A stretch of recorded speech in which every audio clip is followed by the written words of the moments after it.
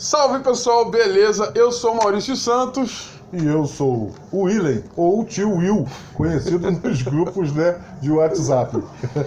É isso aí, pessoal. A gente veio hoje aqui conversar de um assunto que é pertinente a todo mundo mesmo, tanto motorista quanto passageiro. A gente vai falar um pouquinho sobre as leis de trânsito, sobre as regras que a gente tem que lidar com elas todos os dias e às vezes chega uma multa bem vultuosa em casa por conta da falta de atenção que a gente tem justamente com o que a gente devia ter mais atenção, né? Que são essas leis, essas regras de trânsito. Aproveitando aqui um pouco da expertise do meu tio, que ele tem uma vasta experiência nessas ruas desse Brasil que a gente tem, e com as leis de trânsito também, tem um contato um pouco mais aproximado. Então, aproveitando essa expertise dele, trouxe ele pra gente bater um papo e, de repente, esclarecer para algumas pessoas que realmente a gente sabe que tem muita gente aí que dirige de orelhada. Então, vamos bater esse papo aqui, né? Beleza, beleza. Então, vamos lá. Então, a gente vai falar de quatro pontos aí que são muito corriqueiros no nosso trabalho. São eles: faixa de pedestres, tá? Quando a gente para pegar ou deixar um passageiro, embarque e desembarque, então a gente tem ali que lidar com faixa de pedestre, a faixa exclusiva, que a gente tem também em muitas áreas da nossa cidade, o próprio ponto de ônibus, né? E também as esquinas, que a gente vê muita gente aí parando em esquina para pegar ou deixar passageiro, ou passageiro chamando o carro na esquina, o que é bem complicado para o motorista. Então vamos lá, bater esse papo. Vamos começar então pelo ponto de ônibus. Ponto de ônibus. Esse assunto é muito interessante, né? Porque o local ali ele já está marcado, né?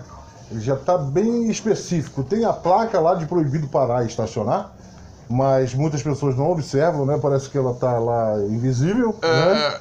E aí começa o problema, começa a dor de cabeça, né? No artigo 181 do Código de Trânsito Brasileiro, ele fala bem claramente a respeito da parada de ponto de ônibus, tá? Dá só uma dica básica aqui, no inciso 3º, ele fala: onde houver a sinalização horizontal delimitadora do ponto de embarque e desembarque de passageiro e transporte coletivo, fica proibida a parada, tá? Então já está especificando aqui que não pode parar, certo, gente? Agora, tem uma outra coisa importante e interessante que temos que observar, porque no intervalo compreendido entre 10 metros antes e 10 metros depois do marco do ponto, você tem que evitar aquela área. É aonde para exatamente o ônibus, né? Então ali, se você tiver parado ali e chegar um ônibus para encostar, tá? Mesmo que não tenha uma placa lá de proibido parar e estacionar, mesmo que não tenha, mas se você tiver parado lá no momento para pegar um passageiro e tiver um guarda à frente ou atrás e ele perceber a situação, ele não vai ter nem trabalho de puxar a caneta dele. É só tirar uma foto. Ele não vai nem lá falar contigo. Não você vai só nem vai falar. chegar. Isso. Você vai chegar em casa mais tarde. E vai ter a surpresa com a bendita da cartinha, né, chegando lá na sua casa. A bendita multa, né? Certo? Então, gente, bora ficar alerta e vamos adotar esse livro como livro de cabeceira, tá? Código de Trânsito Brasileiro. Esse cara que rege o trânsito nacional. Então vamos procurar fazer desse livrinho aqui o nosso livro de cabeceira. Beleza?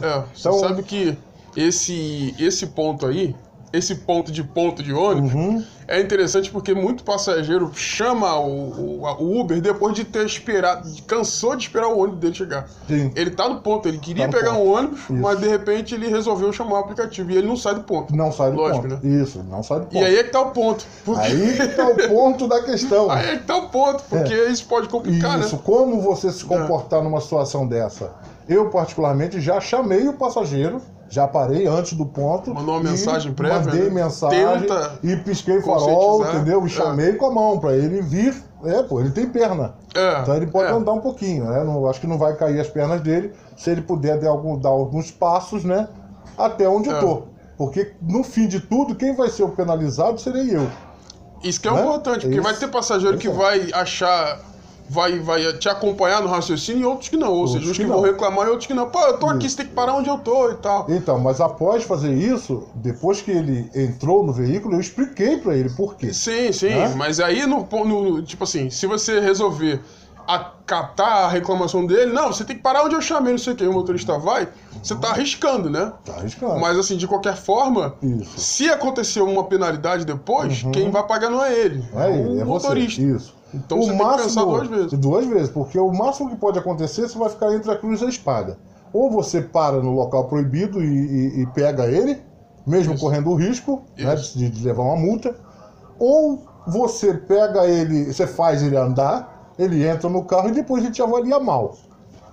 Mas é uma escolha. Você tem uma escolha. Você tem que pensar no que vai doer menos, no seu bolso. Né? A nota você pode trabalhar depois, né? Isso. Agora a multa você vai ter que pagar. A multa você vai mesmo. ter que pagar depois.